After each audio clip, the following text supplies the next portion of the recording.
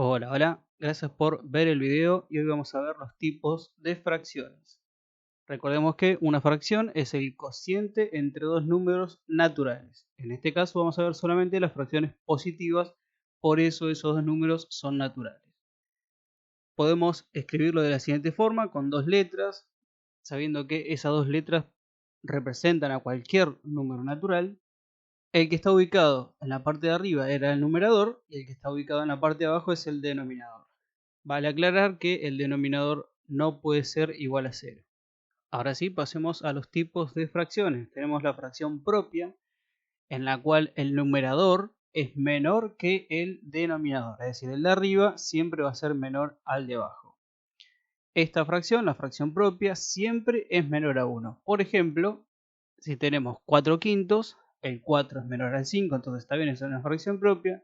Y si hacemos esa división nos da 0,8. Acá podemos ver claramente que este tipo de fracciones es menor a 1.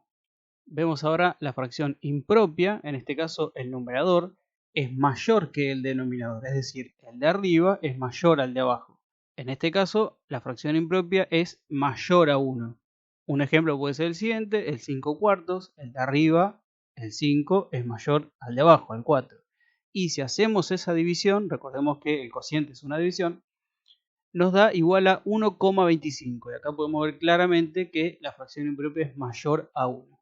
Luego tenemos la fracción aparente, en la que el numerador es múltiplo del denominador. Es decir, en la tabla del de abajo aparece el de arriba, para entenderlo quizás más fácilmente. Las fracciones aparentes son iguales a números naturales. Si tenemos este ejemplo, el 6 tercios, el 6 aparece en la tabla del 3. ¿Sí? Si hacemos esa división nos da un número natural, que en este caso es el 2. Bien, vamos a representar ahora esos tipos de fracciones mediante figuras geométricas.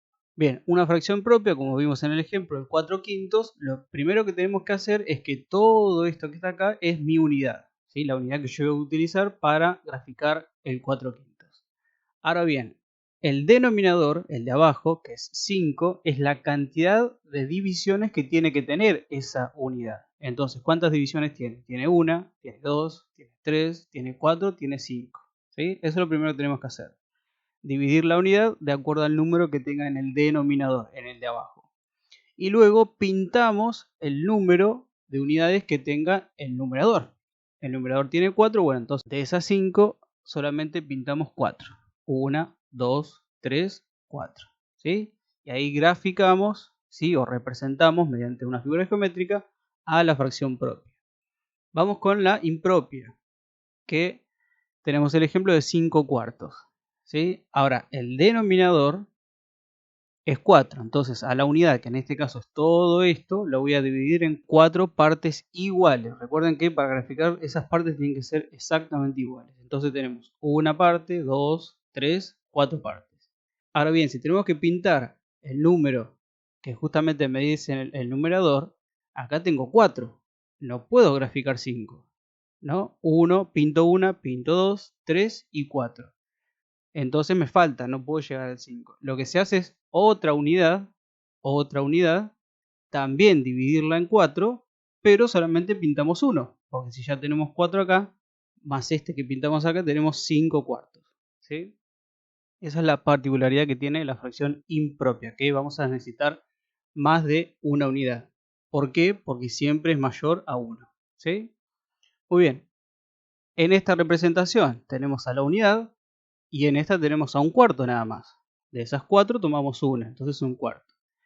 Tenemos el 1 y tenemos el 1 cuarto. Y acá yo puse que el 5 cuartos es igual a 1, 1 cuarto.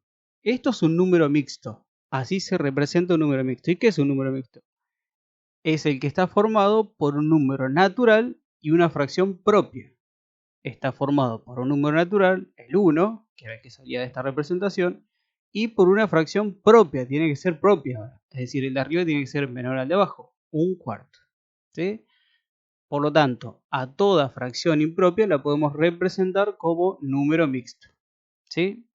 Y por último, a la fracción aparente, que tenemos el 6 tercios, dijimos que el de arriba tiene que aparecer en la tabla del de abajo. Eso es para verlo claramente, ¿no? El 6 aparece en la tabla del 3, sí. Y si yo hago la división, ¿cuánto me da? 2.